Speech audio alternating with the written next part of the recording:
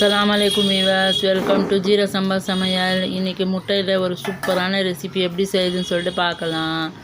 5 பெரிய வெங்காயம் நல்லா சின்ன சின்னதாக பொடி பொடியாக கட் பண்ணி சேர்த்துருக்கேன். ஒரு பேனில் சேர்த்து அதுக்கப்புறம் உப்பு சேர்த்துருக்கேன்.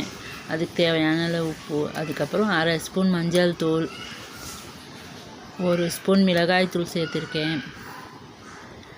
அதுக்கப்புறம் கரம் மசாலா ஒரு 1/2 ஸ்பூன் சேர்த்துக்கோங்க.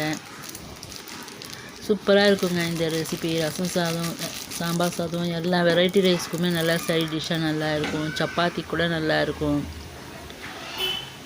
அதுக்கப்புறம் கொத்தமல்லி தழை சேர்த்துக்கோங்க. ஆயில் ஒரு 1/2 கரண்டி அளவு சேர்த்துருக்கேன். எல்லாத்தையும் சேர்த்து மிக்ஸ் பண்ணி ஸ்டவ் ஆன் பண்ணிவிடுங்க. ஆன் பண்ணி கொஞ்சமாக தண்ணி விட்டுக்கோங்க. ஒரு சின்ன கிளாஸில் 1/2 கிளாஸ் அளவுக்கு தண்ணி சேர்த்து எல்லாம் நல்லா மிக்ஸ் பண்ணி க்ளோஸ் பண்ணிவிடுங்க.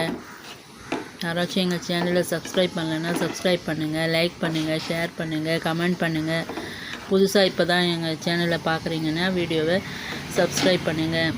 எல்லாம் மிக்ஸ் பண்ணி க்ளோஸ் பண்ணி நடுவில் திறந்து பாருங்கள் நல்லா ட்ரை ஆகிடுச்சான்னு சொல்லிவிட்டு.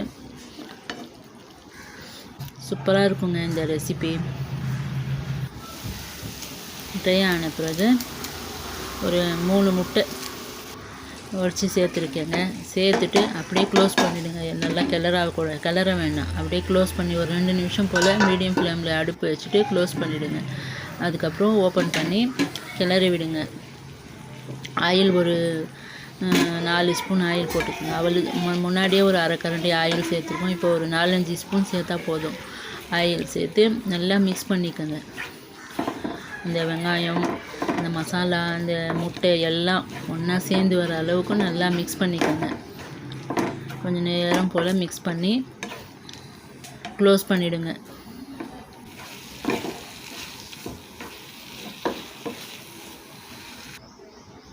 க்ளோஸ் பண்ணி திரும்ப நடுவில் ஓப்பன் பண்ணி பாருங்கள். ஓப்பன் பண்ணி நல்லா திரும்பவும் நல்லா அடிப்பிடிக்காமல் பார்த்துக்கணும். அடிப்பிடிக்காமல் பார்த்து, அடிப்பிடிச்சிச்சின்னா டேஸ்ட் சேஞ்ச் ஆகிடும்.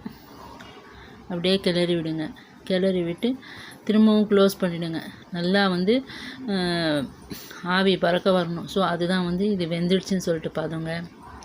ட்ரை பண்ணி பாருங்கள். ரொம்ப நல்லா இருக்குங்க எல்லா விதமான சாதத்துக்கும். பாய் வீவர்ஸ், இன்னொரு வீடியோவில் சந்திக்கிறேன்.